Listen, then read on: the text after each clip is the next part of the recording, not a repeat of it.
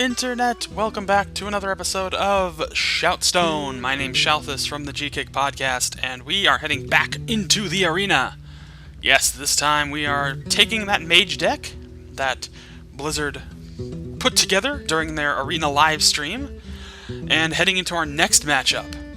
This time, it is up against Rogue, Valeera. Let's see how it goes. Let's dive right in right now. Well, we're going to dive right into the card action. So, pretty nice hand to start with. I don't really see anything to change. It's actually really solid. You got a good Ironbeak Owl, and he is going to keep it. So, I think it's a pretty good smart move. Opponent still making their mind, as it were. But here we go. Let's get started. So keep in mind that when you choose the when you get the card advantage, then you will wind up with a mana disadvantage, because the player gets to go first, so they get the first mana crystal. But alright, that Murloc Tidehunter is out on the field. Small 1/2 minion. Already going to equip those daggers. Rogue is looking pretty strong. Going to do some damage to that minion. Start to worry it down. Not quite enough to actually take care of it, though. Alright, another Murloc hits the field. We'll get charged, so we'll be able to strike. For every Murloc that comes out, that Tidehunter is going to gain more attack. So at least got to strike once under its +2 attack. No other Murlocs to go. There may be some more in the deck. I don't think there are many more, though. But that Murloc will drop to the Ironforge Rifleman, and then the other Murloc will drop to the dagger usage of our hero, Valeera. Daggers will break. And we are still at a fairly even game, though. A lot of damage already dealt to the rogue hero. But it's early. Things can change very swiftly. And already that Murloc, another Murloc drawn, but everything else is dead. Will he actually cast it? No, I don't think he's gonna. So he's gonna drop that Berserker? Maybe? Oh, he's gonna go with the Murloc. Okay. So that Murloc is a pretty good choice when you have other Murlocs out on the field, because it does provide buffs to them. Unfortunately, there are no other Murlocs. I think there aren't very many Murlocs left in the deck, so not much you can do. Eviscerate. In painful fashion, gets rid of that Murloc. Redaggers up and strikes. So some damage already being dealt to the Mage hero. Still pretty even. A Wisp on the field. Could play that mirror entity, excuse me. Play that secret. But then there's not much else that can be done. But he could play the coin and then play another one of those minions if he chooses to. So he does have that option. Or, of course, you can just cast a Fireball. Let's see what happens. So he will cast the Berserker, and he will do Mirror Entity. Okay. So, see? It's like I know what I'm talking about. Amazing. So let's see what minion attacks. Let's hope it's not the Wisp. If that Wisp attacks, probably not the minion that he wants to copy. But whichever minion attacks first is the one that he will get. Recharging the daggers. Or stacking the daggers, I guess I should say. Going to attack to take out or damage the minion. Of course, that has a Berserk ability.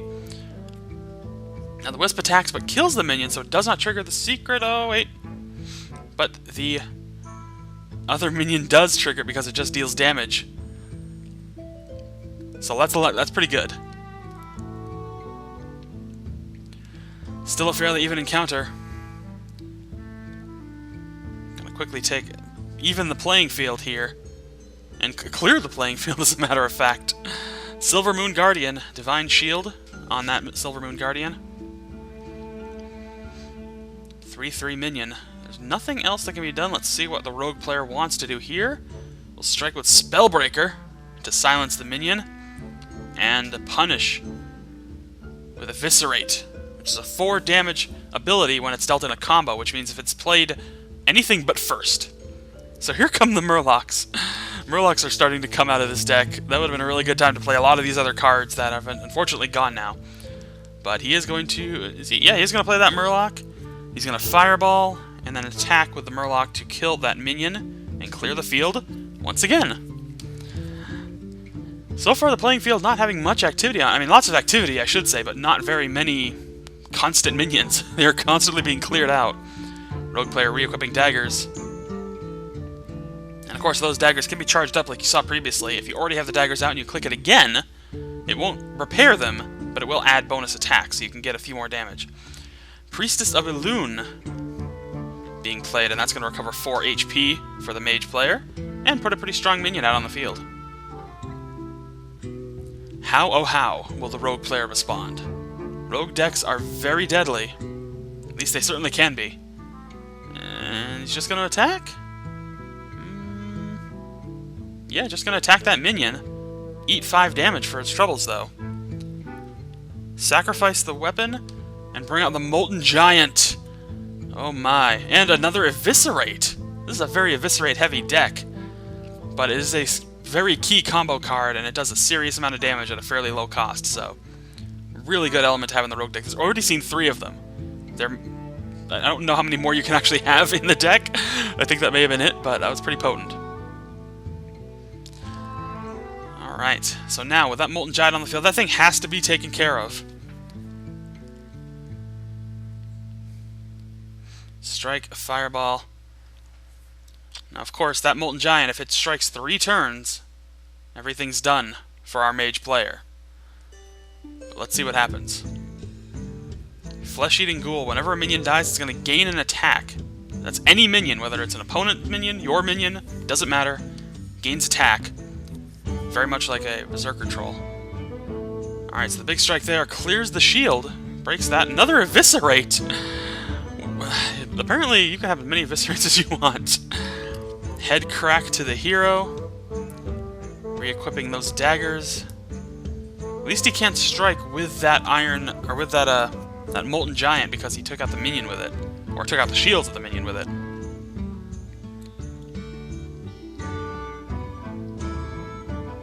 But he can drop Flame Strike? No, he won't drop Flame Strike. 6 health on that iron, on that Molten Giant. He's going to drop Flame Strike here, it will deal 4 damage, he's going to finish it off, and... or, no, I'm sorry, he's only going to reduce it to 1 health. So he can possibly eat some damage at this. But we'll have to see what happens, and he will! Ugh. Brutal. That thing hits like a truck. Oh, and he could Shadow Step to recall the minion and puts it back out on the field at full health. Because the more damage you take, the cheaper it costs. Another head crack, another strike by the Molten Giant. Oh, and an attack by that SIS agent. No, he can't attack with the Molten Giant, I'm sorry. Jumping the gun here. A little eager. Alright, but another point of damage. He has to take that Molten Giant out, or he is hosed on this next turn. Let's see. Oh, wait. No, okay. That is in the turn. Well, he can play that Frost Elemental, freeze that Molten Giant. That's handy.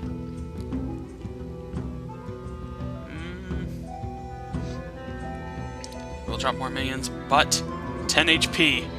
Can the mage survive? Now the key is, when you lose once, or when you lose 3 times, excuse me, when you lose 3 times on an arena deck, your deck is gone and you have to rebuild it. But the more you win, the better rewards you can get when you finally do lose.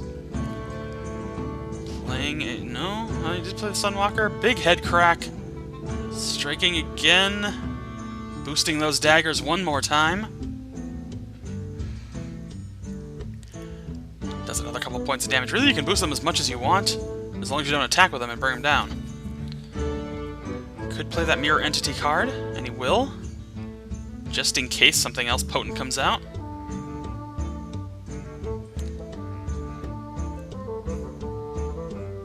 A little bit of a bug there. A little bit of a glitch that minion was not in the forefront. I thought he cast something, but... Alright, silencing that tauntable minion. Oh, but I think this might be game. However, even though he attacks, he might trigger the secret, but it's actually going to kill it off. And here it comes. Brace for impact. And that is it. The mage player has fallen. Brutally. Really important, really fun game to watch there. It's great to see what kind of decks you can get out of the arena mode, as it were.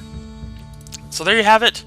That's all for the arena games that we got so far. Again, when the game goes into beta, we're going to have many more arena games. We'll have at least one arena game every week, as you can follow me through the arena, see how I perform. And we will also have regular shoutcasts of Hearthstone action throughout the rest of the week. Daily Hearthstone videos will be on this channel when the game is mine. Whether it's alpha, beta, release, whatever it is, we'll start having daily Hearthstone videos. But for now, thank you very much for watching. You know the routine: like, fave, comment, subscribe. You can't fave anything anymore, whatever. Like, comment, subscribe, follow me on Facebook, follow me on Twitter, all that happy crap. Thanks very much for watching. We will be back next time.